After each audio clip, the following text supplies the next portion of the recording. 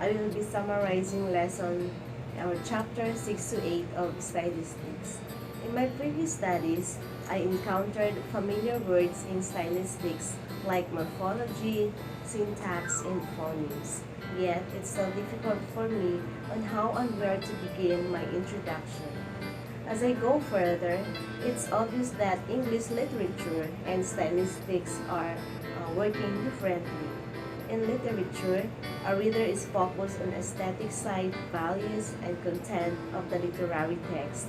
Unlike in stylistics, the reader is concerned with the structure of words and explains how a certain word is formed and created. Stylistics then is helpful in explaining parts of text which we might not otherwise understand.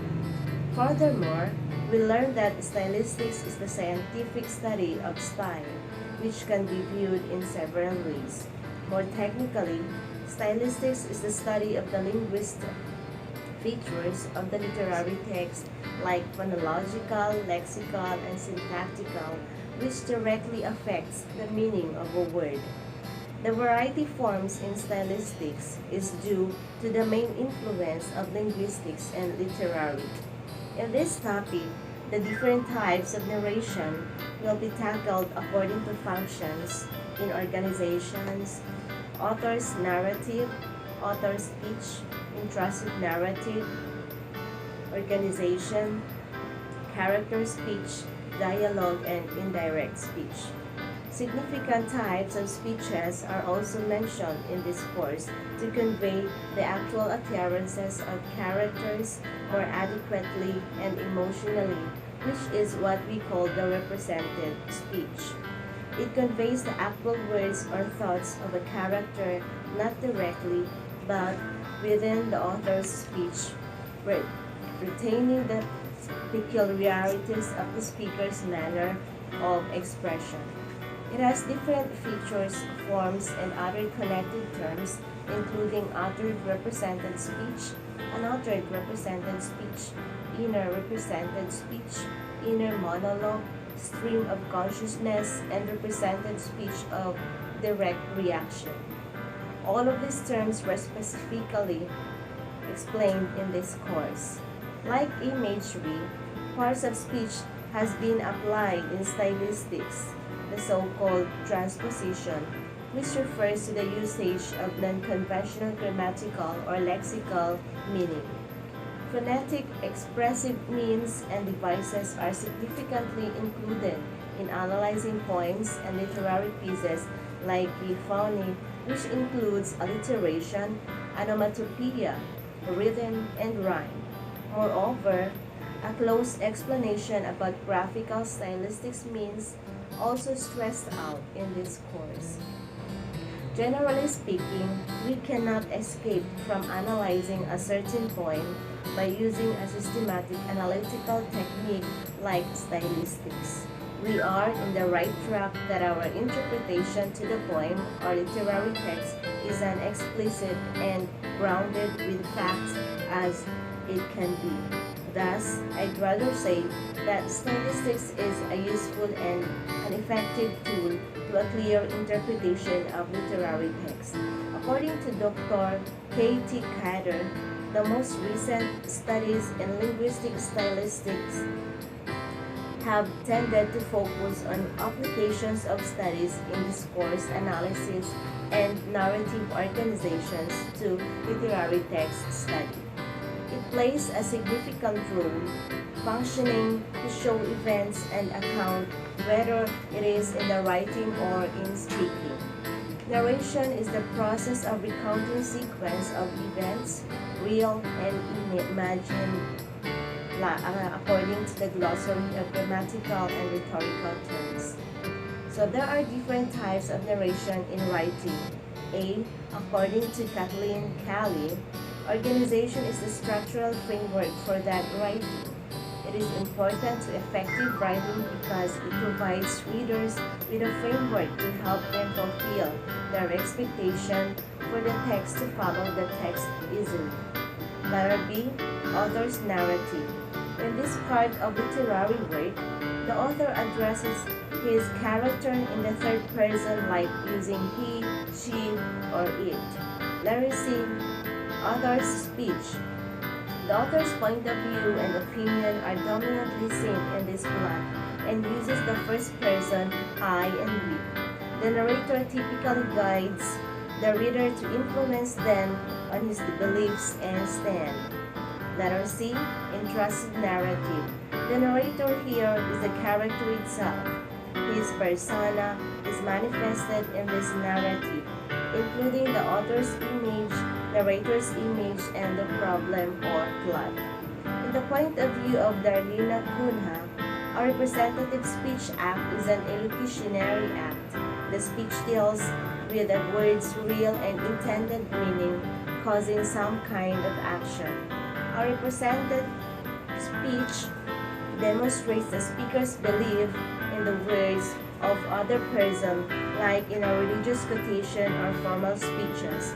It conveys the actual words or thoughts of a character not directly, but within the author's speech, retaining the peculiarities of the speaker's manner or expression.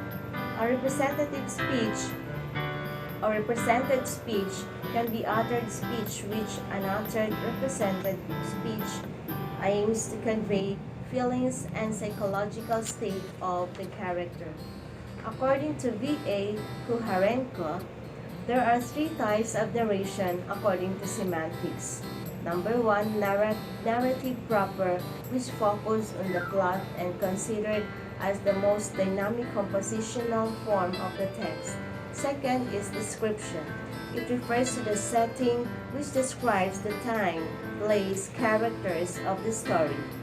Number three, we have the argumentation. This covers the conflicts and challenges of the story, where protagonists and antagonists show their strength and power. It also considered ethical and moral values as reflected in the present culture. Speech representation is conceived a kind of speech or paraphrased statements of a narrator. There are three major types of speech representation, like direct speech, indirect speech, and free indirect speech. The narrator depicts the characters, thoughts, and speech acts by which the uttered statements of the characters can be represented directly through quotation. Example, mother said, "Sure, you may take the other one." Or it can be paraphrased by a narrator and represented indirectly. Example, she said that, "Sure, she may take the one or the other one." There is also an option to narrate speech acts in an intermediate mode called free indirect discourse, according to Kahn of 1978. When it comes to morphological stylistics, in linguistics we say that morphology is the study of the internal construction of words. Languages vary widely in the direct degree to which words can be analyzed into word elements or morphemes. It's according to Encyclopedia Britannica. As we know, morphology describes how words are formed from morpheme. A morpheme is the smallest unit of meaning in a word, which may be a letter or a syllable. These units of meaning could be roots, prefixes, and suffixes that is added to form a compound word. However, it is always matched the meaning of the individual words separately. In the case when the forms of words are different parts or applied in the so-called transposition, this transposition really explains it much. So in transposition of a word, it forms one class to another, result in some new meaning and connotations as expressive, emotive, evaluative, and functional stylistics. A change of class in transposition results in foregrounding and can bring about the change of valency. The stylistic function of articles is revealed in the cases of enumeration of names of nouns, where the repetition of articles fulfills the role of gradation and foregrounding. The transposition also happens in the suffix of the genitive case, number, personal pronoun, demonstrative pronoun, and in adjective. In the previous chapters, we already mentioned the stylistic devices. One of the common types of stylistic device is the figures of speech that are mostly likely used in our daily basis activities. The way a separate word sounds may produce a certain euphonic effect, but this is a matter of individual perception and feeling and therefore subjective. Euphonia refers to a combination of words and such an arrangement of utterance which produces a pleasing acoustic effect. Euphonia is generally achieved by such phonetic like alliteration, onomatopoeia, rhythm, and rhyme. Verrier State Woolman, one of the founders of the theory of sound symbolism, claimed that the certain sound, when pronounced clearly and strong, has special meaning and feelings. Let's see the phonetic SDs can secure this function like alliteration. So it is a phonetic stylistic device which aims at imparting a melodic effect to the utterance. The essence of this device lies in the repetition of similar sounds, in particular consonant sounds, in close succession, particularly at the beginning of successive words. It heightens the general aesthetic effect of the utterance when it has connection with sense and regarded as the musical accompaniment of the writer's idea. The second is assonance. It is the repetition of similar stressed vowels within the line or stanza. It is also the repetition of vowel sound to create internal rhyming within phrases or sentences. Onomatopoeia is another one. It is a combination of speech sounds which aims at imitating sounds produced in nature by things, by people, and animals. There are two varieties of onomatopoeia, like direct and indirect. Direct onomatopoeia is contained in words that imitate natural sounds. These words have different degrees or imitative quality. Indirect onomatopoeia is sometimes effectively used by repeating words which themselves are not onomatopoetic, but they contributed to the general impact of the utterance. The third one is rhyme. So it is a repetition or identical similar terminal sound combination of words. Rhyming words are generally placed as a regular distance from each other. In verse, they are usually placed at the end of the corresponding lines. Identity and similarity of sound combinations may be relative.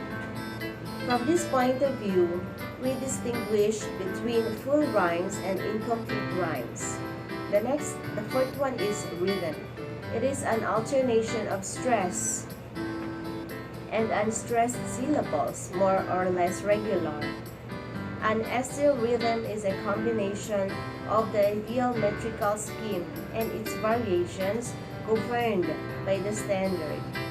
Rhythm has a great importance not only for music and poetry, but also in prose. In prose, rhythm is closely connected with the meter or the metrical patterns.